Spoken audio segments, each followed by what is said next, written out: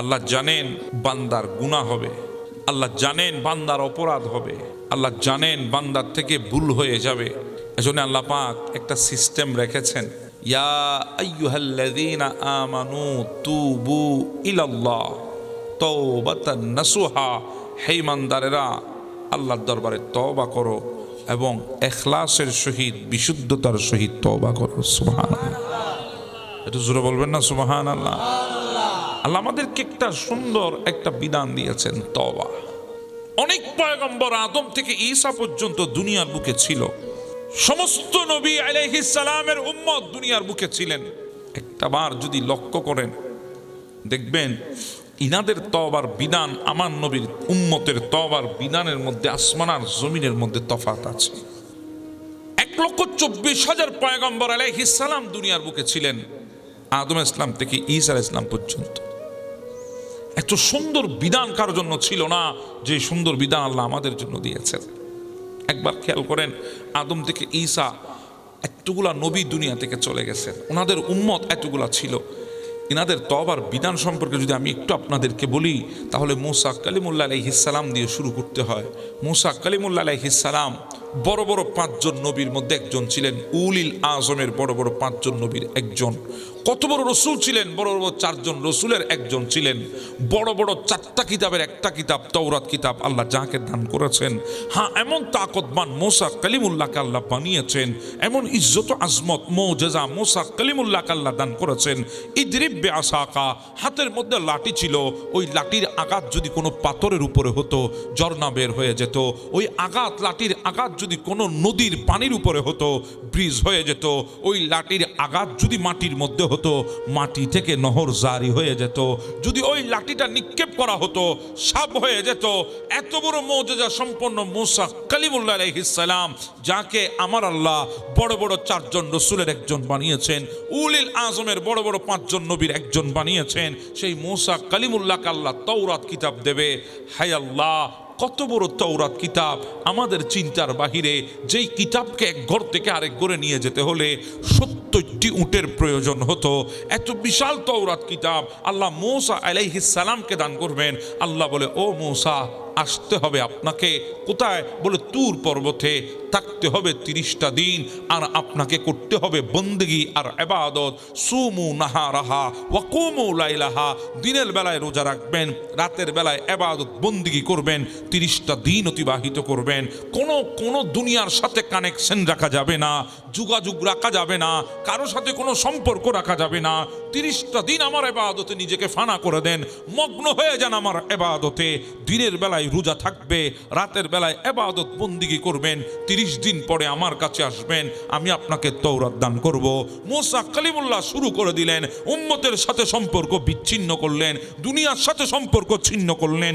একাকী অবস্থায় তুর পর্বতের চূড়ায় ইবাদতে মগ্ন হয়ে গেলেন। আল্লাহর পয়গম্বর মুসা কালিমুল্লাহ আলাইহিস সালাম যখন আল্লাহর ইবাদত করছে, দিনের বেলায় রোজা, রাতের বেলায় ইবাদত, 30 দিন অতিবাহিত হলো। 31 দিন যখন আল্লাহর দরবারে মুসা কালিমুল্লাহ যাবে, মনে মনে চিন্তা করে 30টা দিন রোজা রাখার পরে মুখের ভেতর থেকে একটা দুর্গন্ধ আসতেছে। আমি তো এমন একজন রবের দরবারের দিকে রওনা হয়েছি, তার চাইতে বড় প্রিয়জন আমার জন্য আর কেউ নাই, তার চাইতে বড় বন্ধু আমার জন্য আর কেউ নাই। উনার দরবারে যাচ্ছি, মুখ থেকে যদি গন্ধ বের হয় আমার কাছে বিব্রত মনে হবে, খারাপ দেখা যায়। সেজন্য মিসওয়াক উঠাইয়ে নিলেন, মিসওয়াক করলেন, মুখ পরিষ্কার করে আল্লাহর দরবারে গেলেন। আল্লাহ বলে, মুসা, আপনি আমাকে মাহরুম করেছেন। তখন মুসা কালিমুল্লাহ ডাক দিয়ে বলে, আল্লাহ, আপনি তো ওই রব, ওই সত্তা, ওই জাত, আপনাকে বঞ্চিত করার মতো ক্ষমতা কারো নাই, আপনাকে বঞ্চিত করার মতো শক্তি কারো নাই। কারণ আপনি হচ্ছে সে কুল হুয়াল্লাহুল আহাদ আল্লাহুস সামাদ। গোটা দুনিয়া আপনার মুখাপেক্ষী, আপনি তো কারো মুখাপেক্ষী না। তাহলে আপনাকে কিভাবে আমি বঞ্চিত করব, মাহরুম করব? আল্লাহ বলে, হ্যাঁ করেছেন তো আমাকে মাহরুম, করেছেন তো আমাকে বঞ্চিত। আল্লাহ কিভাবে? বলে, আমার প্রেমে রোজা রেখেছেন, মুখ থেকে যে গন্ধ বের হচ্ছে এটা আপনার কাছে দুর্গন্ধ মনে হতে পারে। আমাকে খুশি করার জন্য যখন ইবাদত করতে গিয়ে মুখ থেকে গন্ধ বের হয়েছে, এটা তো আমার জন্য দুর্গন্ধ নয়, এটা তো আমার জন্য মিশকের চাইতে আরো বেশি খুশবু। আর একটু জোরে বলেন না সুবহানাল্লাহ। অসুবিধা হয়? এটা তো আমার কাছে মিশকের চাইতে আরো খুশবু। আমার প্রেমে রোজা রেখেছে আমাকে খুশি করার জন্য, বলে হ্যাঁ আপনাকে খুশি করার জন্য, তাহলে আমার কাছে তো সেটা দুর্গন্ধ নয়, সুগন্ধ। দেখবেন দুনিয়ার বুকে আপনি যখন কোনো মানুষকে যখন ভালোবাসবেন, ওই মানুষের কোনো নেগেটিভ আপনার কাছে চোখে লাগবে না। ওই মানুষের শরীরের গন্ধটা আপনার কাছে পারফিউমের চাইতে আরো সুগন্ধি মনে হবে। তার মুখের দুর্গন্ধটা আপনার কাছে আতরের চাইতে আরো বেশি সুগন্ধ মনে হবে, কারণ আপনি তাকে ভালোবাসেন। কথা বলেন ঠিক না? তা আল্লাহ ভালোবাসেন। মুসা কালিমুল্লাহকে পয়গম্বর বানিয়েছেন, পয়গম্বর মাহবুব বানিয়েছেন, কালিম বানিয়েছেন। আপনার মুখের দুর্গন্ধ আমার কাছে মিশকের চাইতে আরো বেশি খুশবু। ও মুসা কালিমুল্লাহ, আপনি আমাকে ওই খুশবু থেকে মাহরুম করেছেন, বঞ্চিত করেছেন। আজকে আর তৌরাত কিতাব দেব না। মুসা কালিমুল্লাহ বলে, আল্লাহ এই জন্য বুঝি আমাকে তৌরাত কিতাব থেকে মাহরুম করবেন? বলে না, মাহরুম করব না। যান আরো 10 দিন রোজা রাখবেন, আরো 10 দিন ইবাদত করবেন, 10 দিন শেষ করে আসবেন আমার কাছে, সেদিন আপনাকে তৌরাত দিয়ে দেব। মুসা কালিমুল্লাহ চলে গেলেন। 10টা দিন আবারও রোজা রেখেছেন, রাতের বেলায় ইবাদত বন্দি করেছেন। যখন আল্লাহর দরবারে আসছেন, আল্লাহ ডাক দিয়ে বলে, মুসা আজকে আর মিসওয়াক করা যাবে না, মুখ পরিষ্কার করা যাবে না, এতটুকুতে চলে আসেন। মুসা কালিমুল্লাহ চলে আসলেন। বলে, মুসা একটু নিঃশ্বাস ফেলেন না। মুসা কালিমুল্লাহ নিঃশ্বাস ফেলেছেন। আল্লাহ বলে, ও মুসা কে কি মনে হয় আপনার কাছে? বলে, আল্লাহ আমার কাছে দুর্গন্ধ মনে হয়। ও মুসা, না না, মেশকের চাইতে আরো বেশি খুশবু আমার কাছে মনে হয়। আজকে আপনাকে খুশি হয়ে দিয়ে দিলাম তৌরাত কিতাব, বড় বড় 4টা কিতাবের একটা কিতাব দান করে দিয়েছি। কয়দিন চলে গেছে? 40 দিন। 40 দিন উম্মতের সাথে মুসা কালিমুল্লাহর কোনো কানেকশন নাই, কোনো যোগাযোগ নাই। বনি ইসরাইল একটুতে বিভ্রান্তি হয়ে যায়। তাদেরকে বলা হচ্ছিল, ও বনি ইসরাইল, মুসা কালিমুল্লাহর উম্মত, দেখো তোমাদের নবী পালিয়ে চলে গেছে তোমাদের থেকে। যখন বুঝে গেছে তার ভণ্ডামি নাউজুবিল্লাহ মানুষের কাছে প্রকাশ হচ্ছে, সে যে মিথ্যা ধর্মের দাবি নিয়ে তোমাদের কাছে এসেছে, মিথ্যা কথা বলেছে, এগুলো যখন প্রকাশ হওয়ার সম্মুখীন হবে, তখন সে তার আগেই নিজেকে গুটিয়ে পালিয়ে চলে গেছে, লুকিয়ে গেছে। চলো চলো আমরা ফিরে যাই বাপদাদার ধর্মে। তো যাদের ঈমান কমজোর তারা চলে গেছে ওই বাপদাদার ধর্মে, আবারও গো বাচ্চা পূজা করছে, আবারও মূর্তি পূজা করছে।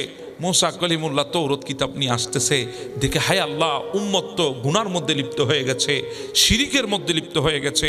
মুসা কালিমুল্লাহ একটা ডাক দিলেন। ডাক দেওয়ার সাথে সাথে যাদের হৃদয়ে মুসা কালিমুল্লাহর প্রেমার ভালোবাসা আছে, তারা দৌড় দিয়ে মুসা কালিমুল্লাহর কদমে পড়ে গেলেন।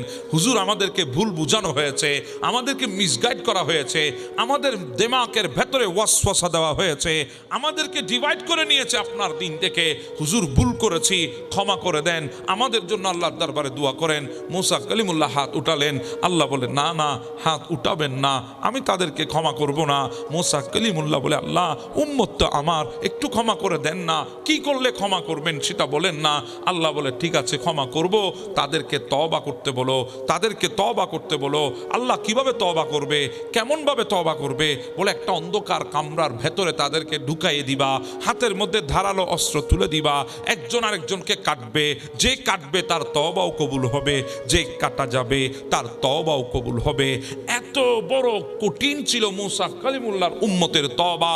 এই কথা যখন আল্লাহ আমার নবীকে শোনাইলেন, আমার নবীর সাথে সাথে সিজদায় পড়ে বলে, আল্লাহ কিভাবে আপনি মনে করলেন এই তওবার বিধান আমার উম্মতের জন্য আমি মেনে নেব? আল্লাহ কেউ জানুক আর না জানুক, আপনি জানেন। আপনি দুনিয়ার বুকে আসার পরে যখন শুনেছিলাম আমার বাবাটা, আমি গর্ভে থাকার 6 মাস বয়সে দুনিয়া থেকে চলে গেছে, সেদিন আমার দিলে কষ্ট লেগেছে, কিন্তু চোখের পানি আসতে দিই নাই। যেদিন বয়সটা ছিল 6 বছর, যখন গিয়েছিলাম মদিনা হয়ে, যখন আবুয়া নামক জায়গায় আসছিলাম আমার মা আমেনাকে নিয়ে, আমার মাটাও আমার চোখের সামনে আমার কুলের উপরে দুনিয়া থেকে চলে গেছে। কষ্ট তো সেদিন লেগেছিল দিলের ভেতরে, চোখের পানি কিন্তু আমি সেদিন ফেলি নাই। আল্লাহ দুনিয়ার বুকে একটাই সাহারা ছিল আমার দাদাজান আব্দুল মুত্তালিব। তিনিও যখন দুনিয়া থেকে চলে গেলেন, কষ্ট তো লেগেছে দিলে, চোখের পানি ফেলি নাই। আল্লাহ কেউ জানুক আর না জানুক, আপনি তো জানেন, আপনি তো জানেন। আল্লাহ আমার উপরে এত অত্যাচার করেছে মক্কাবাসী। যখন খানায় কাবার সামনে যখন সিজদায় গিয়েছি, উকবা এসে আমার কাঁধের উপরে ওটের নাড়ি বুড়ি চাপিয়ে দিয়েছে, সাহেবা এসে রক্ত আর চর্বি আমার মাথার উপরে চাপিয়ে দিয়েছে। এইভাবে এসে তারা আমার পেছন দিক থেকে জুব্বা ধরে টান দিয়েছে। আমি তো মাথা মোবারক উঠাতে পারছি না, আমার জুব্বাটা ছিঁড়ে গেছে। আমার মেয়ে ফাতেমা দেখেছে, তৈয়বা তাহেরা জাহেরা খাতুনে জান্নাত ফাতেমা দৌড় দিয়ে এসেছে, মাথার উপর থেকে নাড়ি বুড়ি নামিয়েছে, রক্ত নামিয়েছে, চর্বি নামিয়েছে। আমি মাথা তুলেছিলাম, আমার চোখ এবং মুখের মধ্যে সবগুলা রক্ত ছিল, কাঁধের মধ্যে নারী আর বুড়ির চিহ্ন ছিল আর চর্বি ছিল। আমার মেয়ে চোখের পানি ছেড়ে দিয়েছে। ওই ফাতেমার চোখের পানি আমার দিলে কষ্ট এসেছে, কিন্তু আমার চোখের পানি হয়ে আমি বের হতে দিই নাই। আল্লাহ তুমি তো জানো, মতাফের মধ্যে যখন তাওয়াফ করছিলাম তখন ওই কাফেররা মুশরিকিনে আরবরা একটা রুমাল দিয়ে আমার গলার মধ্যে এমন ভাবে পেঁচিয়ে টান দিয়েছে, আমার জিহ্বা বের হয়ে গেছে, আমার চোখগুলো বড় বড় হয়ে গেছে, শ্বাসরোধ হয়ে গেছে, মনে হয়েছে এখন দুনিয়া থেকে চলে যাব। হযরতে আবু বকর সিদ্দিক লাফ দিয়ে এসে আমাকে সেভ করে ওই কাফেরদের মুখে নিজেকে ঠেলে দিয়েছে। তারা আমার সামনে আবু বকরকে মেরেছে, আমার সামনে আবু বকরের শরীরকে কত বিক্ষত করেছে। কষ্ট তো দিলে ছিল, চোখের পানি ফেলি নাই। আল্লাহ কেউ জানুক আর না জানুক, আমি যেদিন মক্কা থেকে তায়েফের ময়দানে চলে গেলাম, আল্লাহ মনে করেছিলাম তায়েফবাসী একটু হলেও আমাকে মায়া দেখাবে, একটু হলেও আমার জন্য তাদের ভেতরে মায়া জন্মবে। আল্লাহ না, তারা তো আরো মারাত্মক ছিল।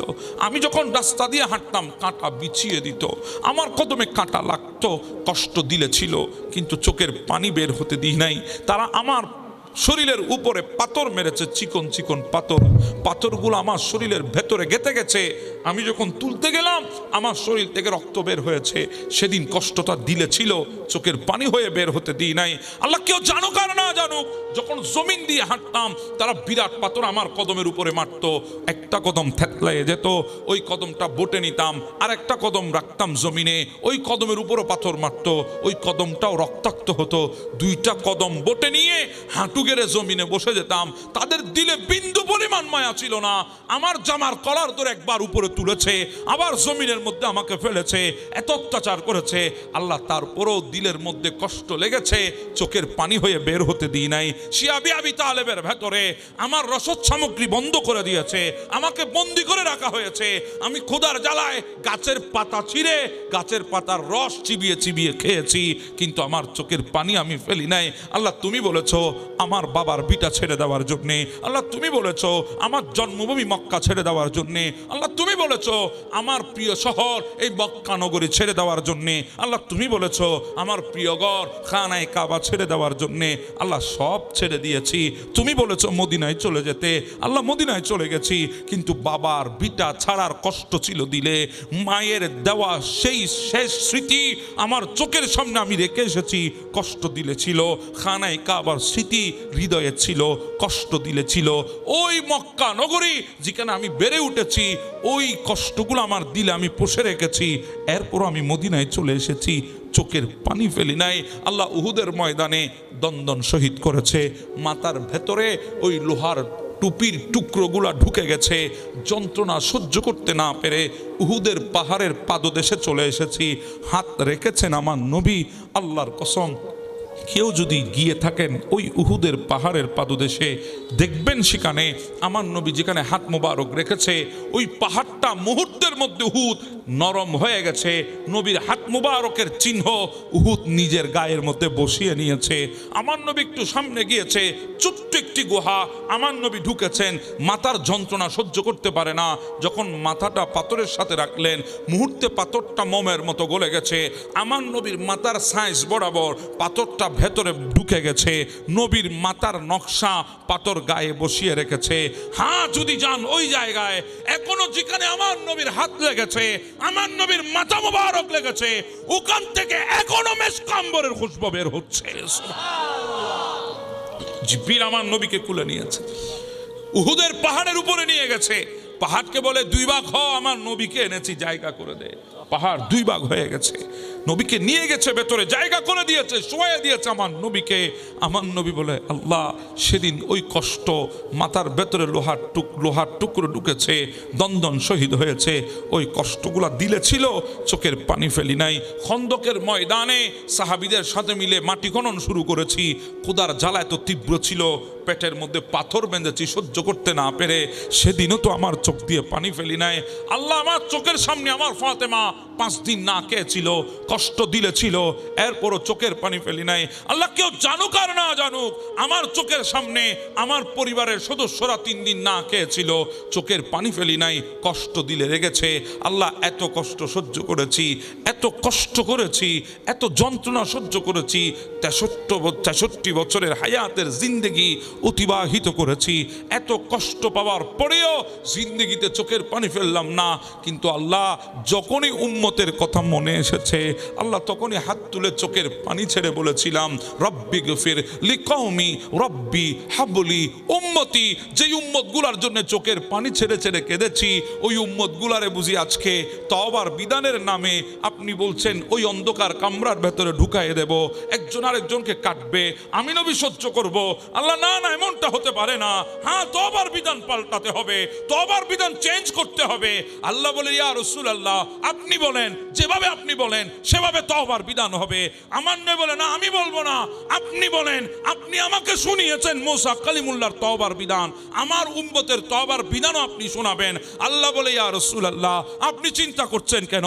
আপনার উম্মত পাহাড় পরিমাণ গুনাহ করুক, আসমান পরিমাণ গুনাহ করুক, সমুদ্রের পানি পরিমাণ গুনাহ করুক, গুনাহ করার পরে যদি একবার হাত তুলে বলে আল্লাহ আমি গুনাহগার, আপনি নবী যদি তাদের পেছনে হাত তুলে বলেন আল্লাহ উম্মত আমার, আমি আল্লাহ কথা দিয়ে দিলাম লাওয়াজাদুল্লাহ তাওয়াবার রহিমা, যত বড় গুনাহগার হোক আমি তওবা কবুলকারী হয়ে যাব। সুবহানাল্লাহ।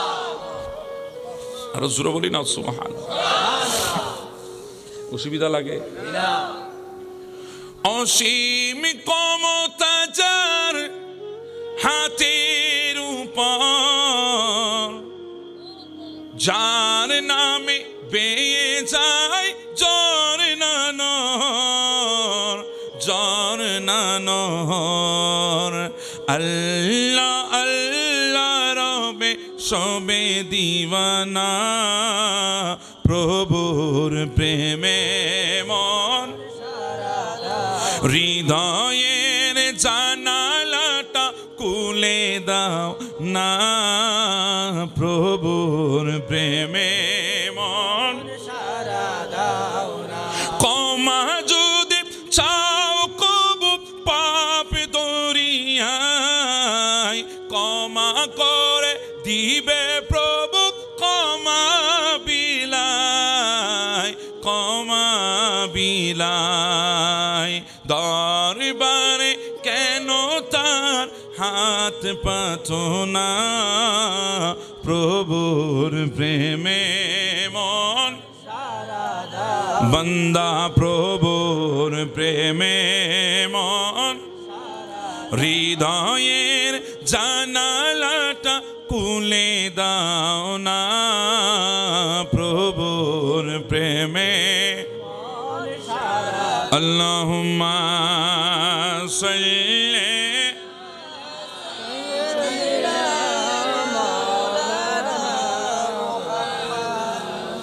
ওয়ালা আলে।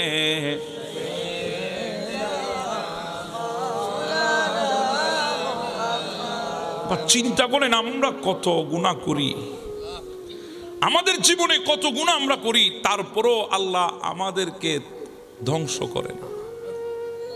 কথা বলেন ঠিক না? জিন্দেগিতে কত গুনাহ করি, তারপরও আল্লাহ আমাদেরকে ধ্বংস করেন না। আমাদের সামনে অনেকে চুরি করে, ওই চুরি করার সময় তো তার হাত পা প্যারালাইজ হচ্ছে না। হ্যাঁ, যখন কেউ জেনায় লিপ্ত হয় ঠিক ওই মুহূর্তে সেই বান্দা তো হার্ট অ্যাটাক করছে না। আবার যখন কেউ হারাম খায় তখন সে তো আর ক্যান্সারে আক্রান্ত হচ্ছে না। এত গুনার পরেও আল্লাহ কেন আমাদেরকে বাঁচিয়ে রেখেছে? শুধুমাত্র একটা কারণে, যাতে আমরা আল্লাহর দিকে, রবের দিকে ফিরে যেতে পারি, সঠিক পথ যাতে আমরা অনুসরণ করতে পারি, সঠিক পথে যাতে আমরা ফিরে যেতে পারি। এজন্য আল্লাহ আমাদেরকে বাঁচিয়ে রেখেছেন, হায়াতে রেখেছেন। এজন্য আল্লাহ বলেছেন, আমার আল্লাহ আমাদেরকে উদ্দেশ্য করে বলেছেন, ও আমার বান্দা, যখন তোমরা দুনিয়ার হাজারো রাস্তা ধরে চলেছ, দুনিয়ার হাজারো রাস্তার মধ্যে তোমরা অতিক্রম করেছ, কোথাও যখন শান্তি তোমাদের জন্য আসে নাই, আমি আল্লাহ তোমাদেরকে বলছি একটাই কথা। আমার আল্লাহ বলেন, ইয়া আইয়ুহাল ইনসানু মা গররাকা বিরব্বিকাল কারীম। সুবহানাল্লাহ। হাল আমাদেরকে ডাকছেন, আমাদেরকে, কারণ নবীর উম্মত বলে আল্লাহ আমাদেরকে ছেড়ে দেয় নাই। নবীর উম্মত বলে আল্লাহ আমাদেরকে ছেড়ে দেয় নাই। গোটা তওবার বিধান পাল্টিয়েছে আমার নবীর জন্য। সুবহানাল্লাহ বলবেন না? কার জন্য? নবীর জন্য। এজন্য আল্লাহ বলেছেন, এমন এক নবী দিয়েছি তোদেরকে, আজিজুন আলাইহি মা আনিতুম হারিসুন আলাইকুম। এমন একজন নবী দিয়েছি যেই নবী উম্মতের জন্য ব্যাকুল, যেই নবী উম্মতের ব্যথা সহ্য করতে পারে না। আজকে আমাদের মধ্যে অনেকে আছে মুহূর্তে মুহূর্তে গুনাহ করছি, কথা বলেন ঠিক না? অথচ আমার নবী গোটা হায়াতে তাইয়্যিবা 63 বছরের জিন্দেগি উম্মতের জন্য কাটিয়েছেন, উম্মতি বলে বলে কাটিয়েছেন, উম্মতের জন্য উজাড় করে দিয়েছেন। শুধু এখানে না, আমার নবী দুনিয়া থেকে গিয়েছেন, সেখানেও উম্মতের জন্য কাঁদছেন। সুবহানাল্লাহ। তো আমাদের কত নবীকে মুহাব্বত করা লাগবে, কথা বলেন ঠিক না? পুরস্কার যার জন্য পেলাম, তাকে তো একটু মুহাব্বত করার দরকার আছে না নাই? হ্যাঁ, আমরা তো কদ্দুর মুহাব্বত করব, সাহাবীরা যদ্দুর করেছেন তদ্দুর তো আমরা পারবো না। দুনিয়ার বুকে নবীকে সবচেয়ে বেশি মুহাব্বত করেছেন আল্লাহর নবীর সাহাবীরা। অসুবিধা হবে আপনাদের? আমার বাবারা, আমার নবীর দরবারে মুবারাকার মধ্যে, নবীর হুজরা শরীফের সামনে দরজার মধ্যে কনকনে শীতের রাতে একজন বান্দা বসে আছে। আমার নবীর দরবারে দরজার মধ্যে আঘাত করে না, আমার নবীকে ডাক দেয় না। এমন কনকনে শীত, হাত থেকে মাংস ঝরে যায়, শরীরে তেমন কোনো কাপড় ছিল না, শুধু একটা কাপড়ের টুকরো ছিল, তাও আবার সতরের মধ্যে, গায়ের মধ্যে কোনো কাপড় ছিল না। গুজু দিয়ে নবীর হুজরায়ে পাকের দরজার সামনে মদিনার জমিনে বসে আছে। আল্লাহর পয়গম্বর হুজরা পাকের ভেতরে আছেন, কিন্তু ওই পাগল আমার নবীকে ডাক দেয় না। কিন্তু আমার মায়ের নবী বুঝতে পেরেছেন দরজার মধ্যে কেউ বসে আছেন নবীর অপেক্ষায়। আল্লাহর প্যারা মাহবুব নবী, আল্লাহর পয়গম্বর আলাইহিস সালাম সাথে সাথে দরজা খুলে আমার নবী যখন বাহিরে আসলো, আমার নবী দেখতেছে একজন পাগল, শরীরের মধ্যে কোনো কাপড় নাই, পরনের মধ্যে এক টুকরা কাপড় নিয়ে বসে আছে। আল্লাহর পয়গম্বর যখন দরজা খুললেন, ওই দিওয়ানা, ওই পাগল সাথে সাথে দাঁড়াতে চাইলেন, সোজা হয়ে দাঁড়াতে পারে না, কারণ পরনের মধ্যে যেই কাপড়ের টুকরোটা আছে, সোজা হয়ে দাঁড়াতে গেলে সতর দেখা যাবে। আল্লাহর পয়গম্বর ডাক দিয়ে বলে, হ্যাঁ যুবক, তুমি কে? কোত্থেকে এসেছো? কোথায় তোমার বাড়ি? এত রাতে আমার দরজায় তুমি বসে বসে কি করো?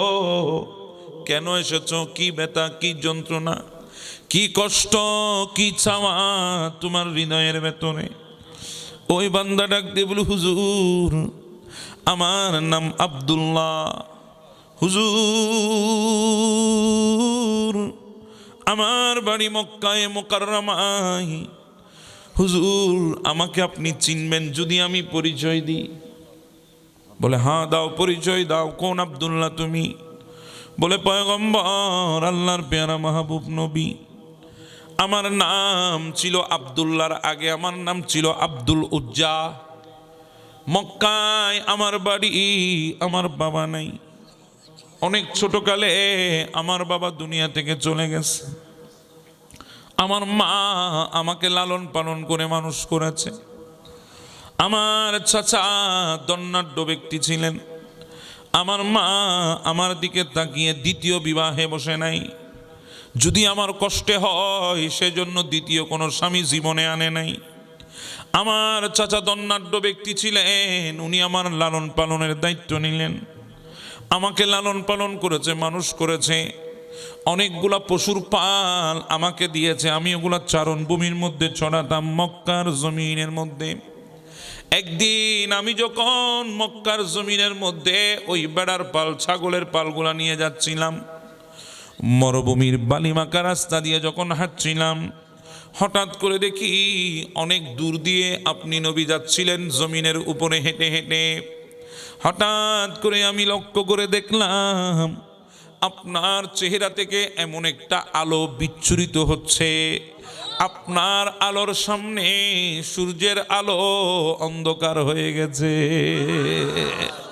ওগো আল্লাহর পয়গম্বর, এমন আলো আপনার চেহারায় আনোয়ার থেকে, এমন এক নূরের প্রকাশ, এমন এক নূরের বিচ্ছুরি এমন ভাবে বের।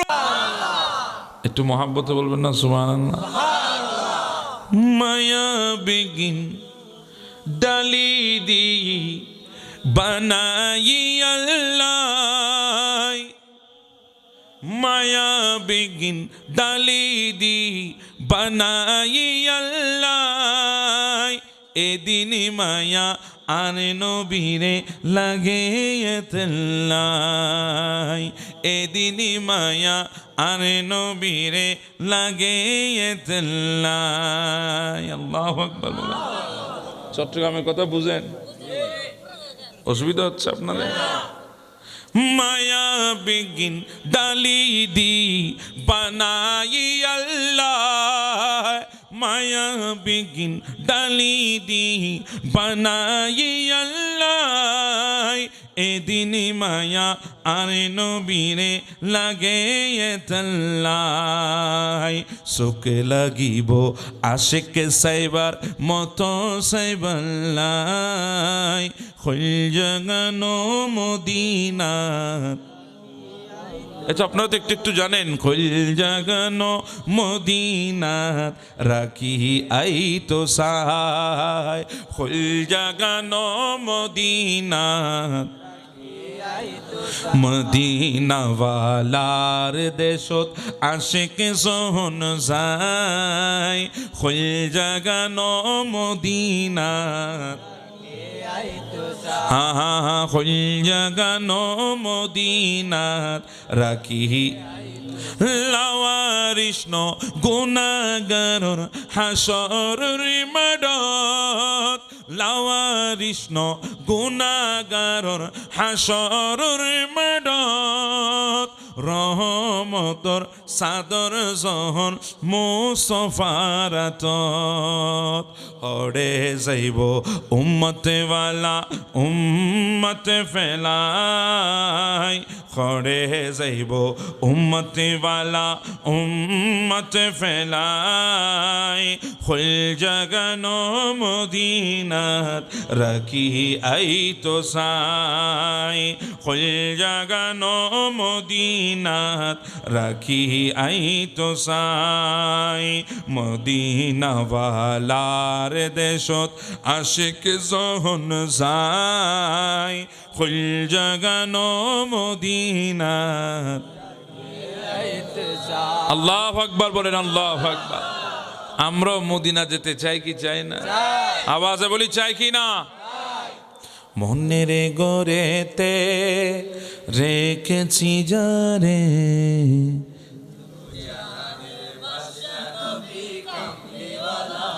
আমার দয়াল নবীরে, আমার মায়ার নবীরে, আমার দয়াল নবীরে, আমার মায়ার নবীরে, দো জাহানের বাদশা নবী, হা হা হা দো জাহানের বাদশা নবী, দো জাহানের বাদশা নবী, মোরা যদি ডানাওয়ালা পাকি হতাম, ওই মদিনা দেখার লাগি উড়ে যেতাম। মোরা যদি ডানাওয়ালা পাকি হতাম, ওই মদিনা দেখার লাগি উড়ে যেতাম। হৃদয় জুড়ে দেখিতাম আমি, হৃদয় জুড়ে দেখিতাম আমি, নয়ন ভরে দোজাহানের বাদশা নবী।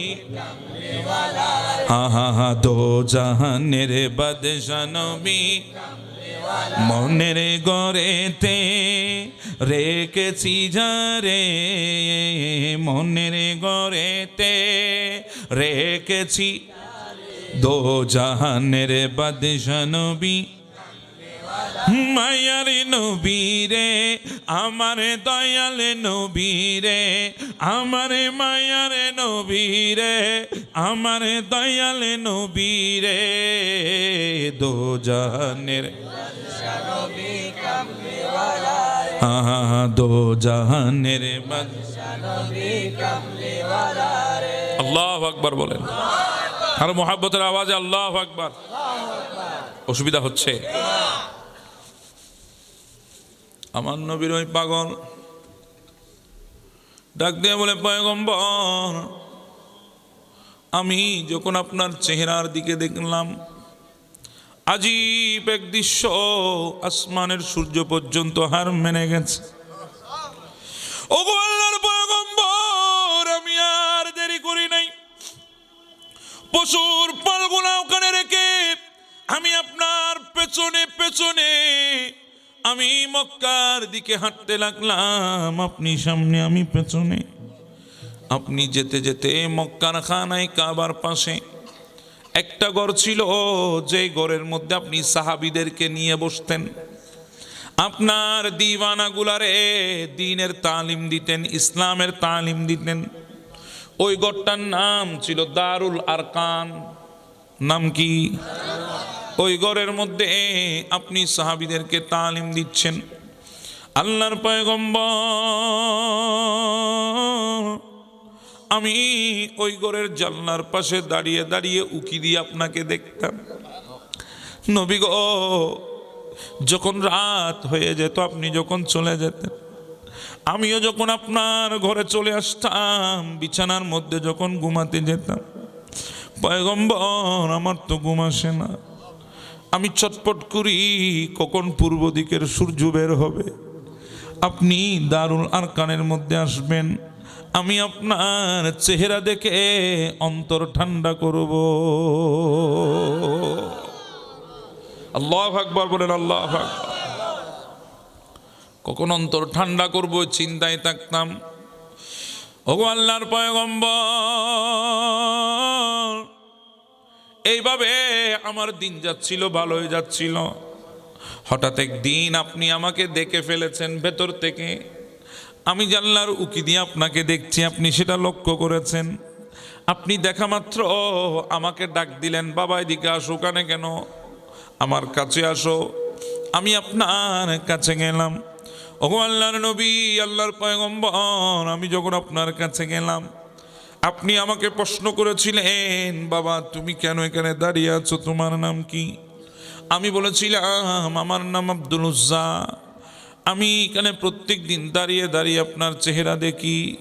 ওগো আল্লাহর পয়গম্বর, আপনার চেহারার মায়ায় পড়ে গেছি। এত সুন্দর জিন্দেগিটা আমি দেখি নাই।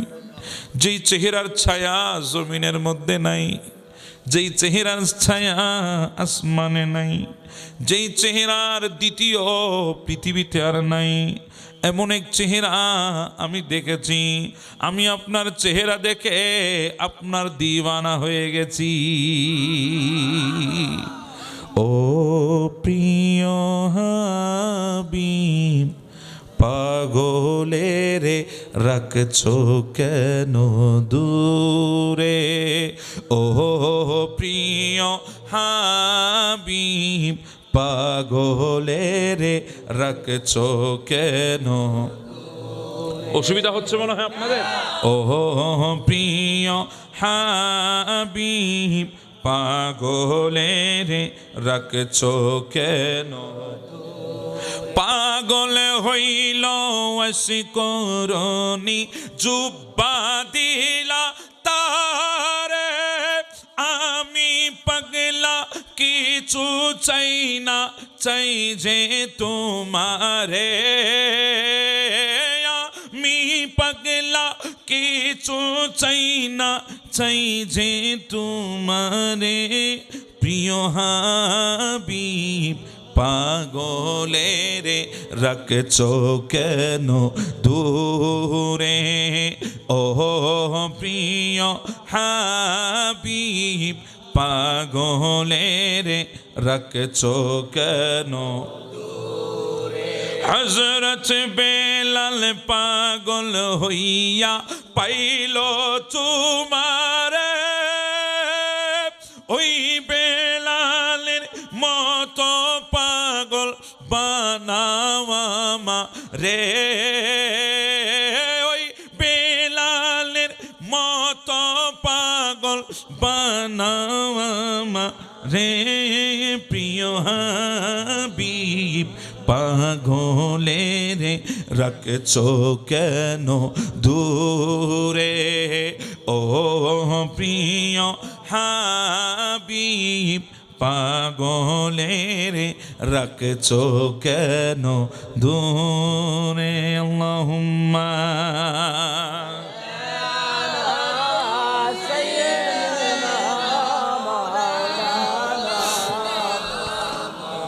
وعلى آل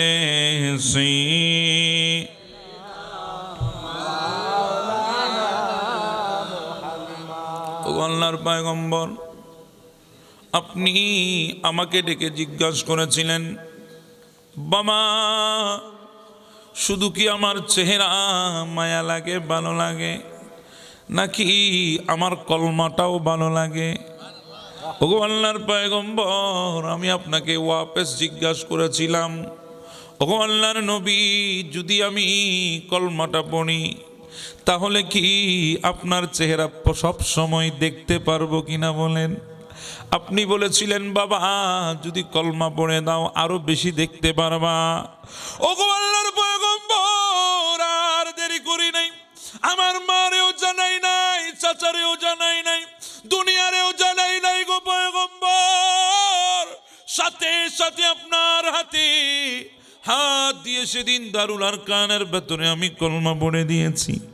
আপনি আমাকে কলমা পড়িয়েছেন, আপনি আমার নাম পাল্টিয়ে দিয়েছেন আব্দুল উজ্জা থেকে আমার নাম রেখেছেন আব্দুল্লাহ। ও আল্লাহর পয়গম্বর, ভালোই তো সময় যাচ্ছিল মক্কার জমিনে, উঠতে বসতে চলতে ফিরতে হাঁটতে আমি আপনাকে দেখতেছি। সুবহানাল্লাহ, আমি আপনার চেহারার জিয়ারতে আছি, ভালোই তো লাগে আল্লাহর পয়গম্বর।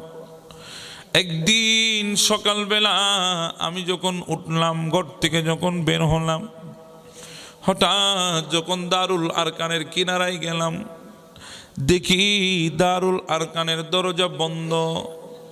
আমি একটা দৌড় দিলাম খাতিমে কাবার মধ্যে, দেখি শিকানো আপনি নাই।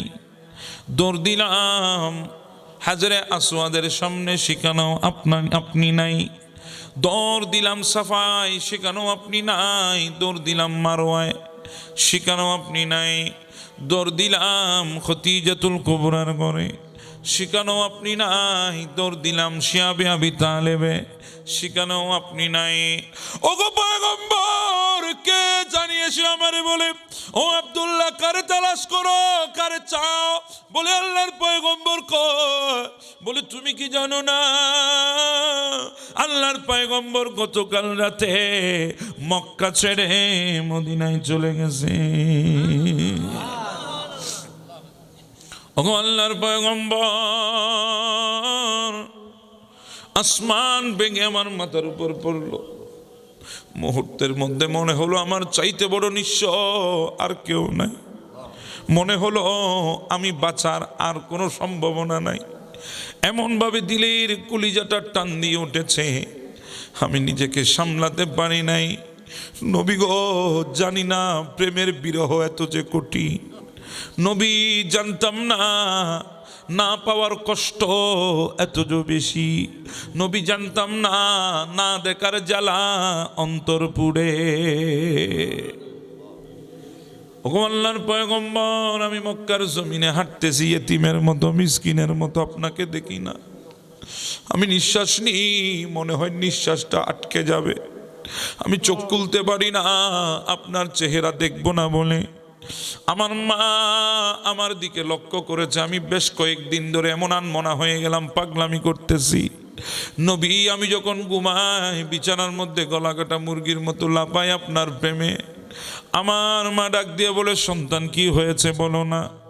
আমি আমার মারে সমস্ত ঘটনা খুলে বললাম।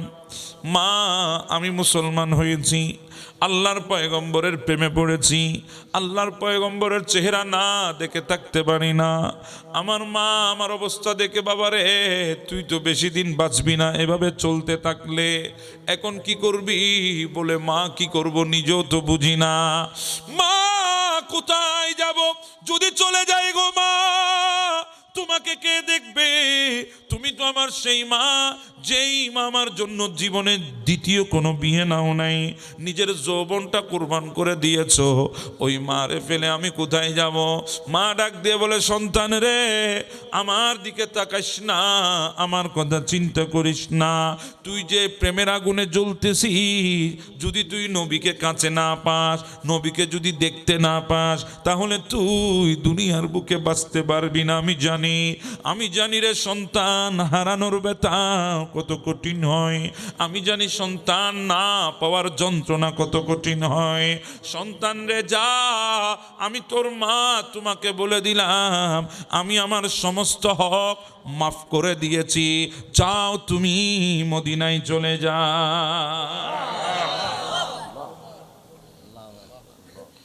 ওগো আল্লাহর পয়গম্বর, মা থেকে অনুমতি পেয়ে গেলাম। এবার চাচার সামনে গিয়ে দাঁড়ালাম। চাচারে বললাম, চাচা গো, বিদায় দাও, চলে যাব, আমি মক্কায় থাকবো না। চাচা বলে, কই যাবি? কই মদিনায় চলে যাব। কেন যাবি? আমি মুসলমান হয়েছি, আমার পয়গম্বর মদিনায়, আমার নবীরে ছেড়ে আমি মক্কায় থাকতে পারবো না। চাচা বলে, খাওয়াইলাম আমি, পড়াইলাম আমি, লালন পালন করলাম আমি, মানুষ করলাম আমি, দিলামও আমি। আজকে তুই আমারে ফেলে কোন ধর্ম গ্রহণ করেছিস, কোন নবীর কথা বলছিস, আমি তো কিছুই বুঝি না। ওগো আল্লাহর পয়গম্বর, আমার চাচা তেলো বেগুনে জ্বলে উঠল, আমার সাথে খারাপ ব্যবহার শুরু করে দিল। আমি নিরুপায় হয়ে বলি, চাচা বিদায় দিবা কিনা বলো। চাচা আমারে কোঠা দেওয়া আরম্ভ করেছে। আমি বললাম, চাচা কি নিতে চাও বলো, সব দিয়ে দেব। বলে, যা দিয়েছি সব দিয়ে দে, তোকে পশুর পাল দিয়েছি, সম্পদ দিয়েছি, টাকা পয়সা দিয়েছি, সব দিয়ে দে, এরপরে যেতে পারবি। ওগো আল্লাহর পয়গম্বর, চাচা মনে করেছে দুনিয়ার সম্পদের লোভে আমি আপনারে ছেড়ে দেব। চাচা তো জানে না আমি আপনারে কত মহাব্বত করি, ভালোবাসি। আমি মুহূর্তের মধ্যে জায়গা জিরাপের সমস্ত দলিল পন্না সবগুলা এনে চাচার সামনে উপস্থাপন করে দিলাম। চাচা নাও, তোমার সম্পদ তুমি রেখে দাও, আমার লাগবে না। চাচা নাও, তোমারগুলা তুমি নিয়ে যাও, আমার প্রয়োজন নাই, আমাকে বিদায় দাও, আমি মদিনায় চলে যাব। এই কথা বলে আমি যখন রওনা দিলাম, চাচা ডাক দিয়ে বলে, বাতিজারে, সব তো দিয়ে দিলি, তোর পরনে যে কাপড়টা আছে ওই কাপড়টা তো আমার দেওয়া কাপড়, সেটা কেন দিলি না? ওই কাপড়টা খুলে আমার কাছে রেখে যা। ওগো আল্লাহর পয়গম্বর, আমার চাচা মনে করেছে যখন আমার কাপড়ের কথা বলবে, আমি যখন কাপড় খুলে দেব, কাপড় খুলে দেওয়ার ভয়ে আমি আমার চাচার কাছে থেকে যাব, আমি আপনাকে ছেড়ে দেব। আমার চাচা জানে না পয়গম্বর, আমার চাচা যদি তখন আমার কাছে কাপড় না চেয়ে যদি বলতো, বাতিজারে তোর কলিজাটা আমার হাতে উঠাইয়ে দে, আমি তো আমার কলিজাটাও বের করে চাচার হাতে উঠাইয়ে দিতে পারতাম। আর একটু জোরে বলি না, আল্লাহু আকবার। হে রাসূল তোমায় ভালোবাসি, অন্তরে শুধুই মুখে না,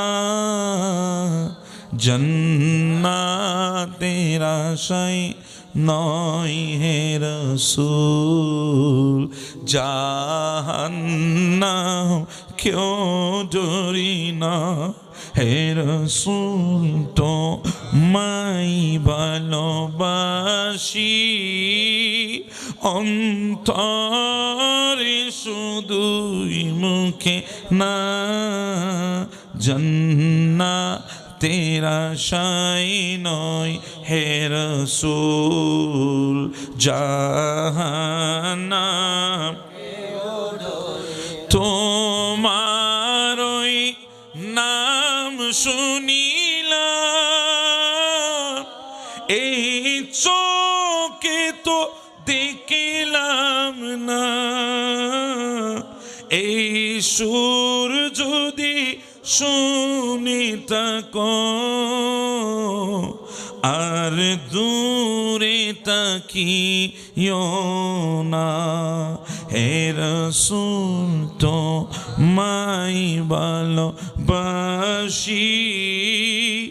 অন্তরে শুধুই মুখে নয়, জান্নাতের আশায় নয় হে রাসূল, জাহান্নাম কেউ ডরি না। আল্লাহু আকবার বলেন, আল্লাহু আকবার। অসুবিধা হচ্ছে? ও আল্লাহর পয়গম্বর, আমি আমার পরনের জামা খুলে দিলাম, দুনিয়ার ইজ্জত দিয়ে কি করব? যেই ইজ্জতের মধ্যে যদি আমার নবীর মোহাব্বত না থাকে। দুনিয়ার পোশাক দিয়ে কি করব? যেই পোশাকের মধ্যে যদি নবীর মোহাব্বত না থাকে। ওগো আল্লাহর পয়গম্বর, আমি বিবস্ত্র হয়ে গেলাম, আমার পরনে কোনো কাপড় নাই, আমি উলঙ্গ হয়ে গেলাম। আমি আমার মায়ের কাছে এসে বলি, মা এক টুকরা কাপড় হবে কিনা বলো না, যদি এক টুকরা কাপড় হয় আমাকে দাও না। আমি ওই এক টুকরা কাপড় আমার সতরটা কোনোভাবে ঢেকে, মা আমি আমার পয়গম্বরকে দেখার জন্য মদিনায় চলে যাব। আমার মা ডাক দিয়ে বলে, সন্তান আমার কাছে তো কোনো কাপড় নাই। মায়ের পরও ঘরের ভেতরে গিয়ে অনেক তালাশ করেছে, খুঁজেছে, একটা টুকরা কাপড় পেয়েছে, আমাকে এনে দিয়েছে। ওগো আল্লাহর পয়গম্বর, কাপড়টা আমার শরীরের মধ্যে আমি জড়িয়েছি, সতর ডেকেছি, কিন্তু কাপড়টা এত ছোট, আমি যদি সোজা হয়ে দাঁড়াতে যাই আমার সতর দেখা যায়। এজন্য আমি গুজু দিয়ে হেঁটে হেঁটে মক্কা থেকে মদিনায় এসেছি।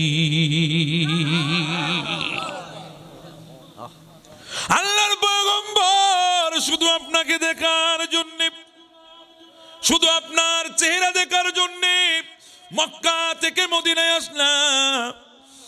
আল্লাহর পয়গম্বর, আপনার চেহারা দেখেছি, দিল ঠান্ডা হয়ে গেছে। জন্ম আমার নবীর যুগে। অসুবিধা হচ্ছে আপনাদের? জন্ম আমার নবীর যুগে হলে দুনয়নের রাসূল পাক দেখিলে কেমন হতো, দুনয়নের রাসূল পাক দেখিলে কেমন হতো।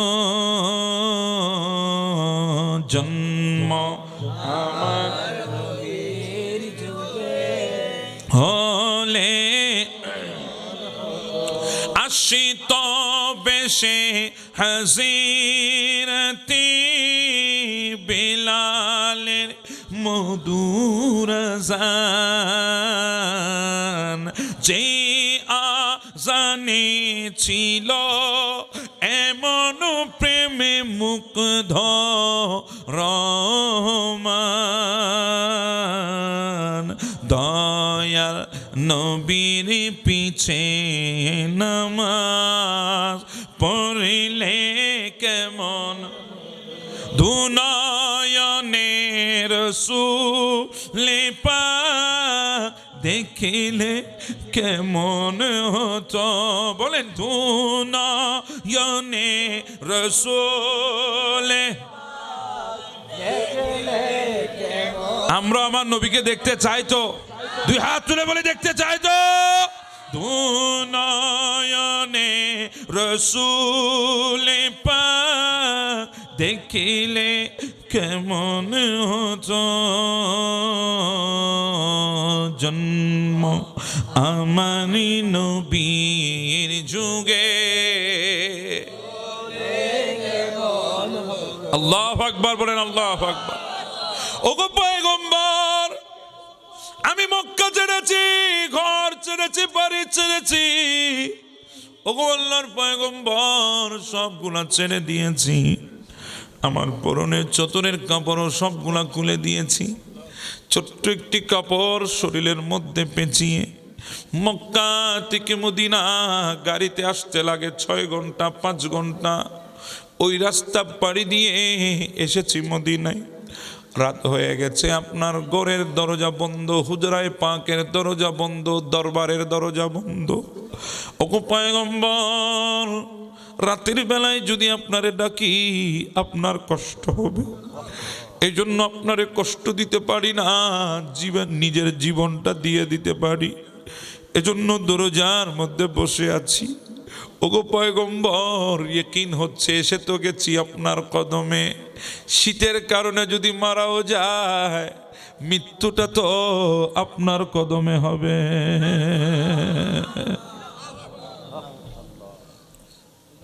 ওগো আল্লাহর পয়গম্বর, বসে আছি আপনার ঘরের দরজার সামনে বসে আছি। ইয়া রাসূলুল্লাহ,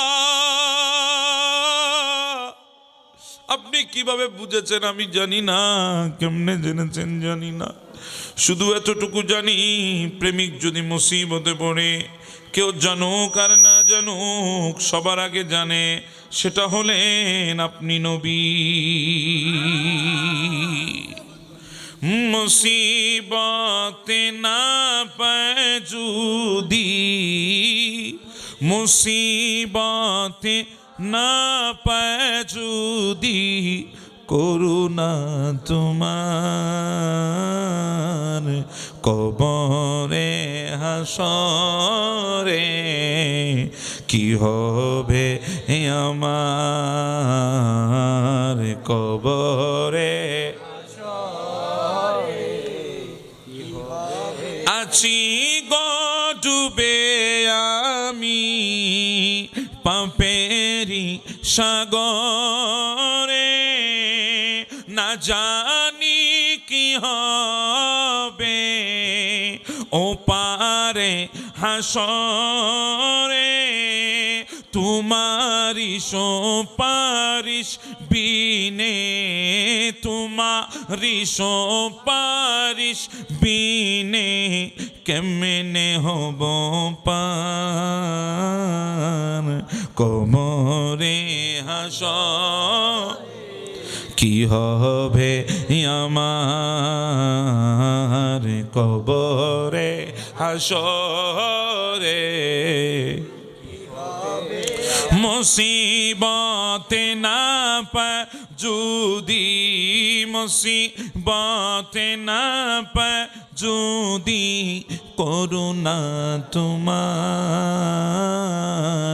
কবরে হাসর, কি হবে আমার কবরে কি হবে। আল্লাহু আকবার বলেন, আল্লাহ। আল্লাহর পয়গম্বর, আমি এই আশায় আপনার হুজরায়ে পাকের সামনে বসে আছি। আমার নবী ডাক দিয়ে বলে, আব্দুল্লাহ রে, এত বেশি মোহাব্বত করো, বলি ইয়া রাসূলুল্লাহ, যদি প্রমাণ চান বলেন না, আমার কলিজাটা বের করে আপনার হাতে উঠাইয়ে দিতে। নবী দ্বিতীয়বার চিন্তা করব না, আমি আমার কলিজাটা আপনার হাতে উঠাইয়ে দেব, কারণ আমি আপনাকে মহব্বত করি আমার জানের চাইতে কোটি গুণ বেশি। আমার নবী বলে, আব্দুল্লাহ দাঁড়া দাঁড়া, আমি নবী আসতেছি, তুই একটু দাঁড়া। আমার নবী ঘরের ভেতরে গেলেন, হুজরায়ে পাকের ভেতরে গেলেন। দুই টুকরা কাপড় আমার নবীর শরীরের সাথে লেগেছে, এমন দুই টুকরা কাপড় আমার নবী নিয়ে আসলেন। এনে বলে, আব্দুল্লাহ নে, এই দুই টুকরা কাপড় আমি তোকে দিলাম, যা এই দুই টুকরা কাপড় পরে নে। আমার দরবারে কিছু পাগল আছে 70 জন, যাদেরকে আসহাবে সুফফা বলে, যা তুই তাদের সাথে থাকবি, তুই ওখানে থাকবি, তুই ওখানে থাকবি, সকাল আর সন্ধ্যা আমি নবীর চেহারা দেখতে পাবি। আব্দুল্লাহ কয়, দুনিয়াবাসী যখন মদিনার মানুষ জানলেন গভীর রাতে মক্কা থেকে এক পাগল নবীর জন্য মদিনায় এসেছে, নবী তাকে দুই টুকরা কাপড় দিয়েছে, এই কথা যখন মদিনার মানুষ জানলেন, সকাল হতে দেরি আমাকে দেখার জন্য আসতেছে। কত বড় ভাগ্যবান, নবীর কাপড় পেয়ে গেলি দুই টুকরা। ও আব্দুল্লাহ, একদিন আমার নবী মসজিদে নববীর মধ্যে বসে ডাক দে, ও মদিনাবাসী, যখন মসজিদে নববীর মধ্যে মানুষ নামাজ পড়বে, তোমরা বড় করে করে আল্লাহর জিকির করিও না। এই কথা আমার নবী আমাদেরকে বলেছেন, কিন্তু আমি আব্দুল্লাহ একদিন ভুলে গেলাম, নবীর কথাটা আমার ইয়াদ থেকে, স্মরণ থেকে ছুটে গেছে। আমি বড় বড় করে মদিনার মসজিদে নববীর মধ্যে জিকির করতেছি, তখন অনেকগুলা মানুষ নামাজ পড়ে মসজিদের মধ্যে। হঠাৎ করে ওমর আল ফারুক, ফারুক আজম, উনি যখন মসজিদের মধ্যে ঢুকলেন, আমাকে যখন দেখলেন আমি বড় বড় করে জিকির করছি, আমাকে একটা ধমক দিলেন।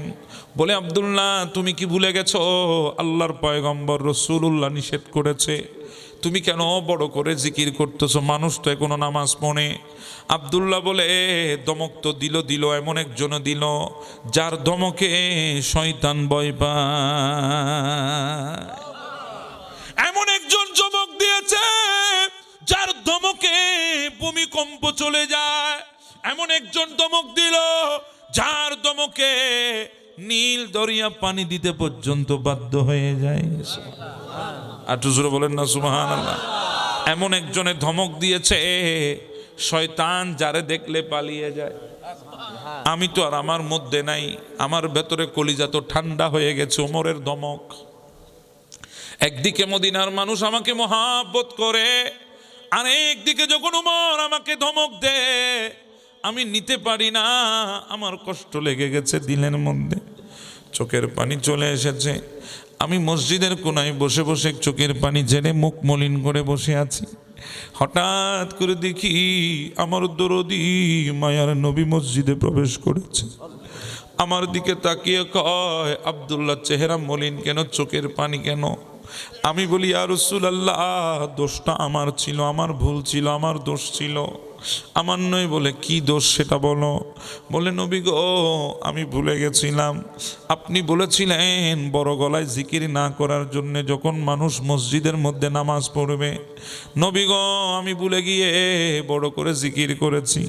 ওমর এসে যখন দেখেছে একটা ধমক দিল, নবী নিতে পারি নাই ওমরের ধমক, কিন্তু দোষ ওমরের না, দোষ আমার, ভুল আমি করেছি, ওমর ঠিক ছিল। আমার নবী বলে, আব্দুল্লাহ আমার সাথে আয়। আমার নবী আব্দুল্লাহর হাতটা ধরলেন, ধরে আমার নবী ওমরের সামনে গিয়ে ডাক দে, ওমর তুমি আমার আব্দুল্লাহরে ধমক দিয়েছ। ওমর বলে, ইয়া রাসূলুল্লাহ হ্যাঁ দিয়েছি।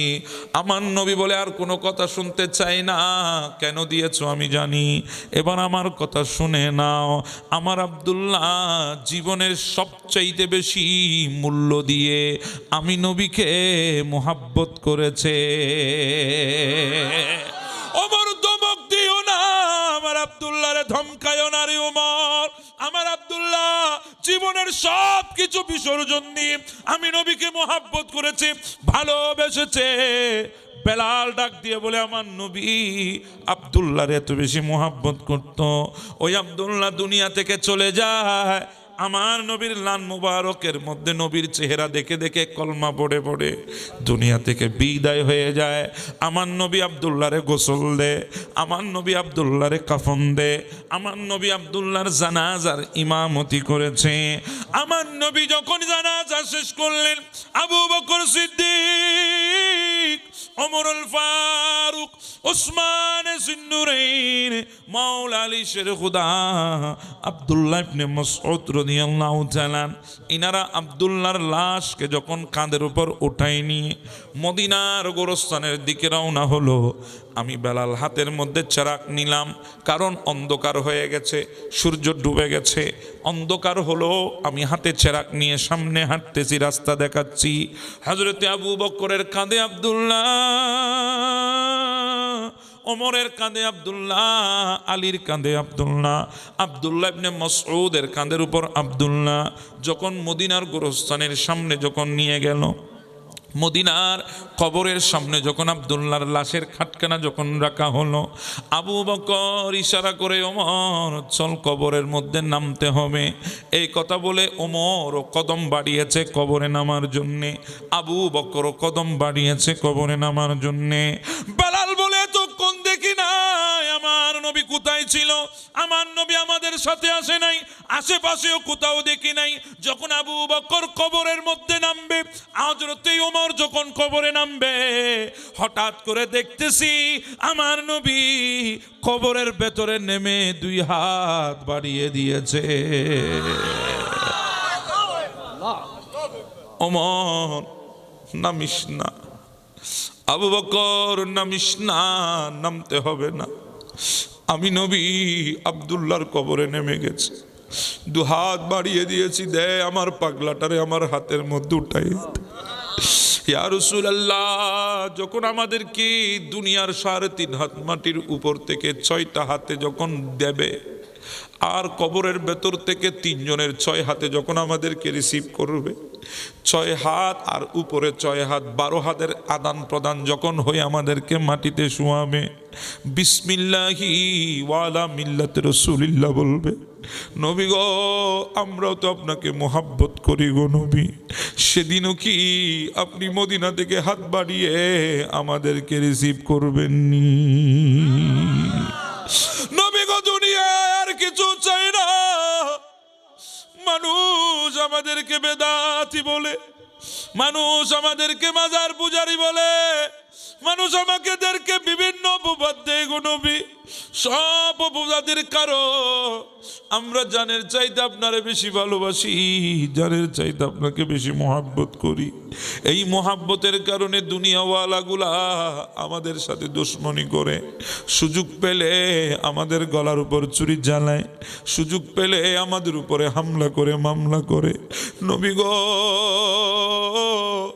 দুনিয়া চাই না, দুনিয়া চাই না নবী, যেদিন দুনিয়া থেকে বিদায় দেবে ওই দিন বুঝি আপনি হাত বাড়িয়ে দিয়ে এই পাগলগুলারে কবুল করে নেবে।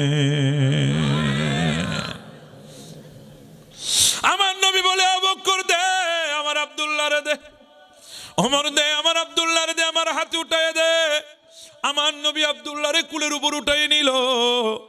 আমার নবী আমার আব্দুল্লাহরে যখন কবরের মধ্যে শুইয়ে দিল, হঠাৎ করে আমার নবী আসমানের দিকে হাত বাড়াই, মৌলা আমি আমার আব্দুল্লাহর উপরে আজকে সন্ধ্যা পর্যন্ত, সূর্য ডুবা পর্যন্ত সন্তুষ্ট ছিলাম, আল্লাহ তুমি আমার আব্দুল্লাহর উপরে সন্তুষ্ট হয়ে যাও। আমার নবী এই কথাটা জুবান থেকে বের করতে দেরি, বেলাল বলে আমি দেখতেছি হযরতে আব্দুল্লাহ ইবনে মাসউদ এমনভাবে মাটির মধ্যে গড়াগড়ি শুরু করেছে, চিৎকার দেওয়া শুরু করেছে। আব্দুল্লাহ ইবনে মাসউদ বলে, আব্দুল্লাহ রে এত বড় কপাল নিয়ে তুই কেমনে দুনিয়ার বুকে জন্মালি, এত বড় তকদির নিয়ে কেমন করে তুই দুনিয়া থেকে চলে গেলি? ও আব্দুল্লাহ, আজকে যদি এটা তোর কবর না হয়ে আমি আব্দুল্লাহ ইবনে মাসউদের কবর হতো, তাহলে তো আমার জিন্দেগিতে আর কোনো চাওয়া থাকতো না রে আব্দুল্লাহ। আল্লাহর পয়গম্বর বলে দিত আমার উপরে আল্লাহর পয়গম্বর সন্তুষ্ট, আল্লাহ তুমি সন্তুষ্ট হয়ে যাও। এই কথা যদি আল্লাহর পয়গম্বর আমার জন্য বলতো, তাহলে আমি আব্দুল্লাহ ইবনে মাসউদের কোনো চিন্তা থাকতো না। বলেন না আল্লাহু আকবার। আর একটু মোহাব্বতে আল্লাহু আকবার। নবীর মোহাব্বত যদি দিলে থাকে, নবীর ভালোবাসা যদি দিলে থাকে, দুনিয়া খোঁজা লাগে না, আখিরাতও খোঁজা লাগে না। দুনিয়া আখিরাত আপনাকে খুঁজে। জীবনের চাইতে সবচাইতে বেশি কাকে ভালোবাসবো? জি বলেন কাকে? হ্যাঁ, যে রসুল আজিজুন আলাইহি মা আনিতুম হারিসুন আলাইকুম। আলমার আল্লাহ বলে, ও আমার বান্দারা শোনো, এমন একজন নবী দিয়েছি যেই নবী উম্মতের জন্য ব্যাকুল, যেই নবী উম্মতের জন্য দিওয়ানা। আল্লাহ তুমি আমাদের মোহাব্বত কবুল করে নাও। একটু জোরে বলেন না আমিন। আল্লাহ আমাদের এই ভালোবাসা, এই প্রেম, এই মোহাব্বত নবীর প্রতি আল্লাহ যতদিন দেহের মধ্যে আত্মা থাকবে, কণ্ঠের মধ্যে প্রাণ থাকবে, আল্লাহ ততদিন আমাদের হৃদয়ের ভেতরে নবীর মোহাব্বত থাকার তৌফিক দান করে দাও। আসুন আমরা একটু দাঁড়িয়ে নবীকে সালাম দিই। ইয়া নবী সালাম